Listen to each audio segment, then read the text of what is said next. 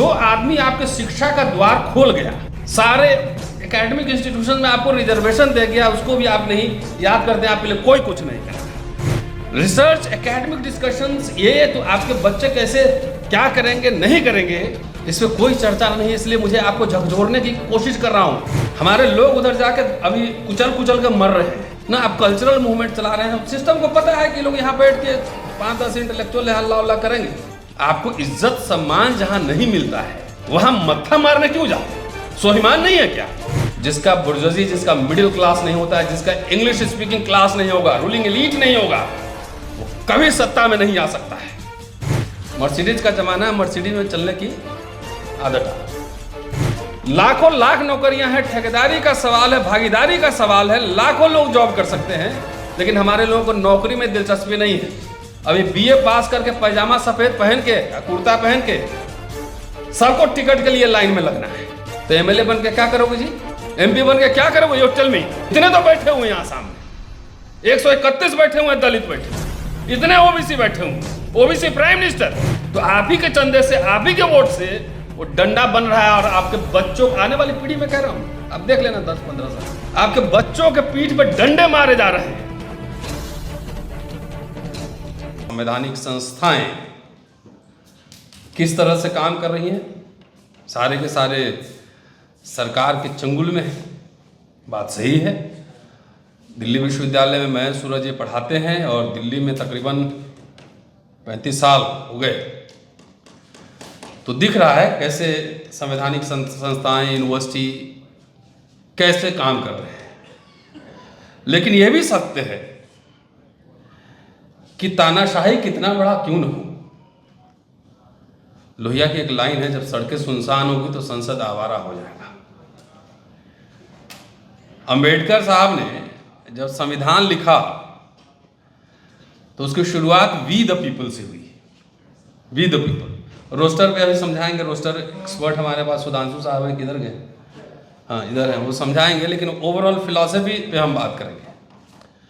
उन्होंने we the people लिखी, कोई अल्लाह, राम, जीसस नहीं लिखा। तो वी द पीपल वही संकेत था। और उसी संविधान सभा के आखिरी भाषण में कि इसी लोकशाही से, जनतंत्र से तानाशाही के आने का खतरा है। अगर प्रचंड बहुमत हो तो ये खतरा और ज्यादा है। 25 नवंबर 1949 का भाषण है। तो वी द पीपल का मतलब था कि जब सत्ता अत्याचारी हो जाए तो सड़क पर उतरना। और संविधान में वो रास्ते बताए गए हैं आंदोलन करने के लिए, संगठन बनाने के लिए। तो संगठन तो लाखों करोड़ों भारत में हो गए। तो अब कितना 85-90% काउंट करते हैं ना, उससे ज़्यादा संगठन होंगे यहाँ पे। आंदोलन नहीं है। और संगठन पैसा भी उगाते हैं बहुत सारे, ये हमको पता है, लेकिन मूवमेंट नहीं है। तो इसी सरकार को 3 बार हराया भी गया है, अगर आपको याद हो। सरकार को झुकना पड़ा ना। सुप्रीम कोर्ट से ऑर्डर आए थे SC/ST एक्ट पे, आंदोलन हुआ, सरकार को ऑर्डिनेंस लाना पड़ा। 2019 में रोस्टर का मसला था, उस सब में आपकी दिलचस्पी नहीं होगी, लेकिन फिर भी कह देना मेरी जरूरत है। रोस्टर का मसला था कि सुप्रीम कोर्ट से ऑर्डर आया था कि 13 पॉइंट रोस्टर और 200 पॉइंट रोस्टर रिजेक्ट हो गया था। इसका मतलब है कि आपके बच्चे कभी यूनिवर्सिटी में प्रोफेसर नहीं बनते। अब बनते भी तो 1,000 साल, 500 साल, 100 साल बाद बनते। सुधांशु साहब हैं, सूरज जी यहाँ पर हैं, हमें सारे मीडिया के साथी, हमारे यूट्यूबर हैं, कई दर्जनों साथी, हम लोग मिलकर इस आंदोलन को चलाए। 1.5 साल तैयारी हुई, भारत बंद कॉल हुआ, कुछ नेता भी यहीं पे प्रोग्राम हुआ था जिसमें तेजस्वी यादव, तमाम लोग आए थे। वो आंदोलन जीते और सरकार को ऑर्डिनेंस लाना पड़ा कि 200 पॉइंट रोस्टर सिस्टम लागू होगा।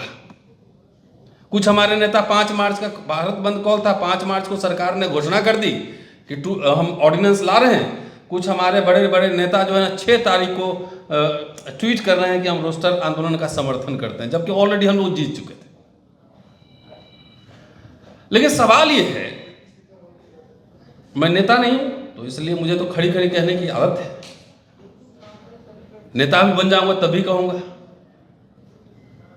नेता को कीटाणु काटा कि आपके घर पे जाके आपको दाल रोटी खिलाएगा, स्कॉलरशिप देगा और फेलोशिप देगा, नौकरी देगा, एजुकेशन है, उसको कीटाणु काटा हुआ है। सब अम्बेडकर थोड़े ही होते। आखिर जब इतनी लड़ाई लड़के जब जीत ली गई तो एनएफएस क्यों हो रहा है? ये 80% और 83% का अभी अनिल ने जो आंकड़ा दिया है, अभी अखबार में आया था अभी 2 दिन पहले, सीट क्यों खाली है? आप लोग क्या कर रहे हैं? आपके नेता क्या कर रहे हैं? हमारा पहला काम यूनिवर्सिटी में पढ़ाना है, रिसर्च करना है, शोध करना है। ये सवाल अपने आप से पूछिए। हर दिन हम लोग मिलकर थोड़ी आपकी लड़ाई लड़ते जाएंगे। लाखों लाख नौकरियां हैं, लाख करोड़ों नौकरियां हैं, लेकिन उसके लिए आप पॉलिटिकल पार्टीज, ऑर्गेनाइजेशंस क्या कर रहे हैं? आपने कभी उनकी अकाउंटेबिलिटी पूछी है? एकेडमिशियन, एक्टिविस्ट आपका कब तक आपका ठेका लेकर घूमते रहेंगे? कौन आपकी मदद करेगा? फ्री में आरक्षण आया था, फ्री में जा रहा है।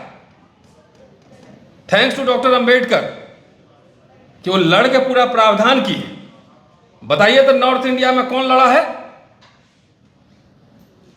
आपके किसी भी प्रोग्राम में मैं इतने सारे डिबेट्स देखता हूं, कहीं वीपी सिंह का नाम पे चर्चा होती है, बीपी मंडल पे एकेडमिक रिसर्च हो रहा है, कोई डिबेट हो रहा है, खाली रिचुअल करते हैं। कितना है? 85%? दिख तो नारा 5% दिख रहा है इधर। वीपी मंडल साहब पे seminar, discussion, academic seminar, education पे सेमिनार कभी देखा है? वीपी सिंह पे हम लोग तो मिलते थे, बाद में हम सूरज जी लोग मिलते थे उनसे।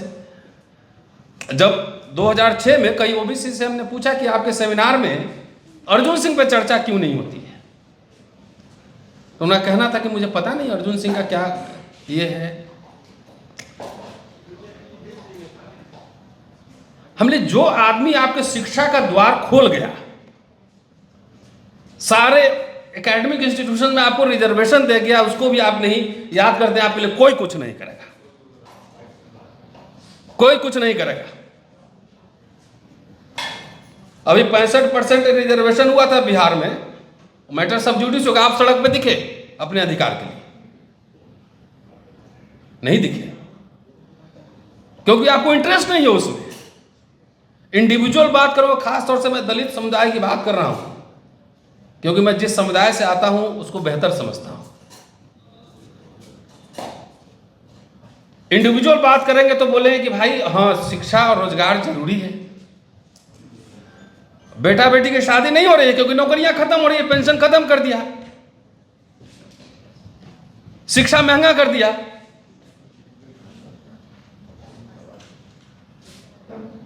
लेकिन जब कलेक्टिव बात होगी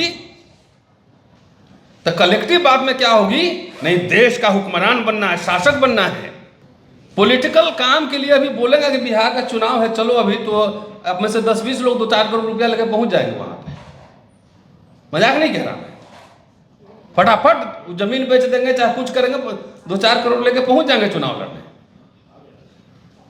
रिसर्च, एकेडमिक डिस्कशंस, ये तो आपके बच्चे कैसे क्या करेंगे नहीं करेंगे, इस पर कोई चर्चा नहीं है। इसलिए मुझे आपको झकझोरने की कोशिश कर रहा हूं। जब हमारे ही लोग सचेत नहीं है, जागरूक नहीं है, अपने अधिकार के प्रति सचेत नहीं है, तो हम क्या करें? मेरे पास गाहे बगाहे 2-4 फोन आते हैं कि विदेश में एडमिशन हो गया है, क्राउड फंडिंग कर दीजिए। ये मेरा काम है, खास तौर से दलित सबको समझा रहा हूं। ईडब्ल्यूएस का 8 लाख है, अभी साहब बैठे हैं उधर, मुझे पता है क्या क्या हो रहा है।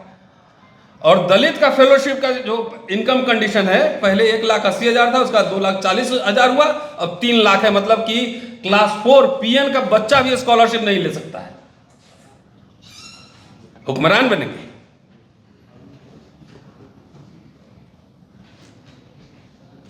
ये परेशानी इतनी हो रही है, medical colleges, engineering colleges, IIM इतने महंगे हो गए हैं कि आपके पहुंच के बाहर है। कभी इस पे संवाद किया है ये 85% जमात? कभी नेता से मिला है? मैं तो मिला, इलेक्शन के पहले राहुल गांधी से मिला था, 7 पॉइंट सूत्र दिया था, जाकर देख लीजिए मैनिफेस्टो के पेज नंबर 26 पे सातों के सातों लिखा हुआ है। हम अपने लिए नहीं गए थे मांगने, हम मांगने गए थे कि हमारे 1000 बच्चों को फेलोशिप मिलना चाहिए, IIT इंजीनियरिंग कॉलेज में सब फेलोशिप होना चाहिए, ये एजेंडा डालने गए थे। लेकिन इस समाज में उसकी मांग ही नहीं है, डिमांड नहीं है। कोई आंदोलन मुझे बताइए इस बात को लेकर, शिक्षा और रोजगार के सवाल पर कोई ये 85% कोई आंदोलन मूवमेंट है? हम तो समझते हैं हम अपना एनर्जी वेस्ट कर रहे हैं। घर से यहां आते 500 रुपए टैक्सी भी लगता है, 4 घंटा बर्बाद जाता है, जाने के बाद थक जाते हैं, सो जाते हैं, पढ़ते भी नहीं।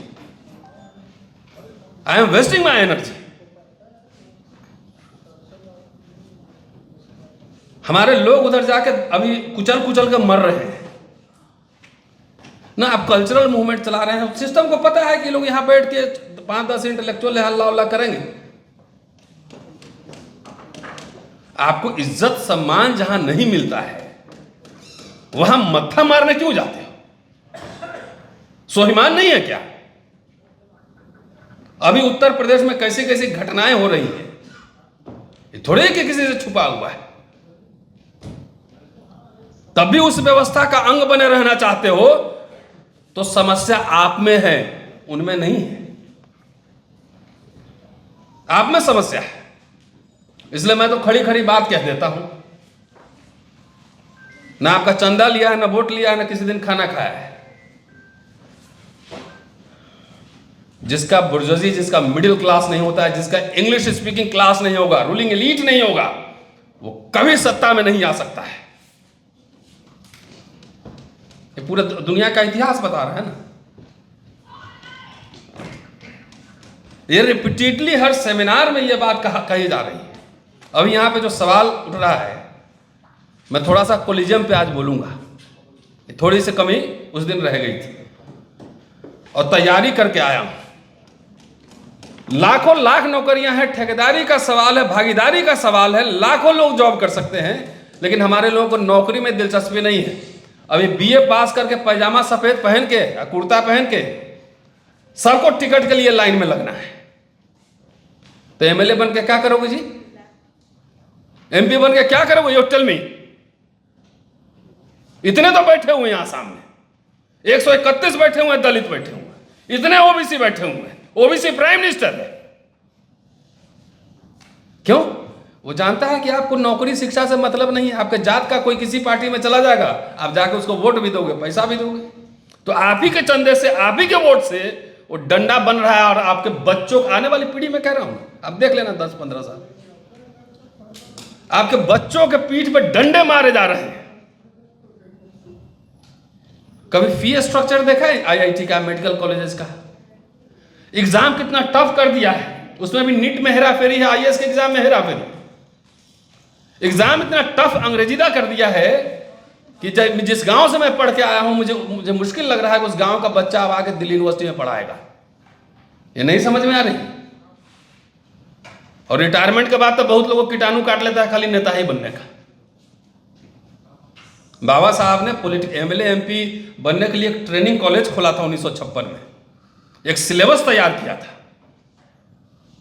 11 लेक्चर पूरा प्रिपेयर किया था कि जो MLA MP बनना चाहता है उसको क्या क्या होना चाहिए, उसमें क्या क्वालिटीज होनी चाहिए, उसको हिस्ट्री पता होना चाहिए, उसको लैंग्वेज आना चाहिए, उसको इकोनॉमिक्स का आइडिया होना चाहिए, उसको पॉलिटिकल साइंस आना चाहिए।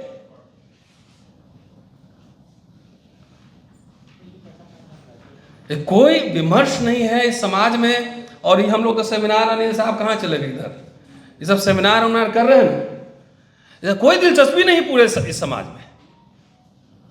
भाई OBC में जिनके हैं वो पालकी भी ढो रहे हैं, थोड़ा है ना, ज्यादा पालकी, दलित भी पालकी ढो रहा है। और थोड़ा जमीन है आपके पास, आपको तो लगता है कि मेरा कुछ बिगड़ेगा ही नहीं। लेकिन जब अखिलेश यादव का अपमान हो सकता है तो आप किस खेत की मूली हैं? ये नहीं समझ में आ रहा है। जिसकी पालकी ढो रहा है वो हर समय पालकी में बैठ के चलेगा और आपके कंधे पे पालकी रहेगा। मर्सिडीज का जमाना है, मर्सिडीज में चलने की आदत डालो।